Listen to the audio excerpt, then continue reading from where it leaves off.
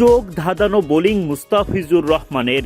IL টি-20তে 1 ওভারে 3 জন ব্যাটারকে সাজঘরে পাঠালেন the fees. কাটার স্লোয়ারে নাস্তানাবুদ করে ফেলেন ইংল্যান্ড, আফগানিস্তান, দক্ষিণ আফ্রিকার ব্যাটারদের। ভাগ্য সহায় হলে হ্যাট্রিকের দেখাও পেতে পারতেন। এদিকে মুস্তাফিজের চতুর্থ ওভারে অবিশ্বাস্যভাবে দেখা মেলে হ্যাট্রিক রান আউটের। রবিবার আইএল টি-20তে মুস্তাফিজুর রহমানের দল দুবাই ক্যাপিটালস মুখোমুখি হয় গালফ জায়ান্টসের। টস জিতে আগে বোলিংয়ের সিদ্ধান্ত নেয় দুবাই। ইনিংসের দ্বিতীয় ওভারে বোলিংয়ে আসেন দ্য ফিজ, কিন্তু তার শুরুটা মনমতো হয়নি। 1 ছক্কা 1 চার হজম করে প্রথম ওভারে ব্যয় গিয়ে দাঁড়ায় 13 রান। লম্বা বিরতির পর ইনিংসের 14তম ওভারে মুস্তাফিজুর রহমান যখন বোলিংয়ে এলেন, সবাইকে তাক লাগিয়ে দিলেন।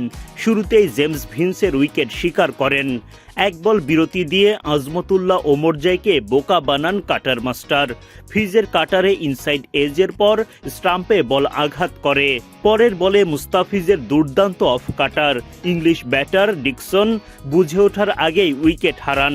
ওদিকে মুস্তাফিজ তো এলবিডব্লিউর আবেদন করতে থাকেন, যদিও তার আগেই বোল্ড করে উইকেট শিকার করে ফেলেছেন তিনি। দুর্দান্ত এই ওভারে মাত্র 6 রান খরচ করে মুস্তাফিজ শিকার করেন 3টি উইকেট। ইনিংসের 18তম ওভারে তৃতীয়বারের মতো বোলিংয়ে আসেন মুস্তাফিজুর রহমান। এই ওভারে জোড়া বাউন্ডারি হজম করেন, যেখানে খানিকটা ভুল ছিল ফিল্ডারদেরও। তৃতীয় ওভারে মুস্তাফিজের ব্যয় 11 রান। 4 নম্বর ওভারে মুস্তাফিজুর রহমানের দুর্দান্ত বোলিং। এই ওভারে 3টি রান আউট পায় তার দল। সব মিলিয়ে 3 ওভার 5 বলে 34 রান খরচায় টাইগার কাটার মাস্টার শিকার করেন 3টি উইকেট।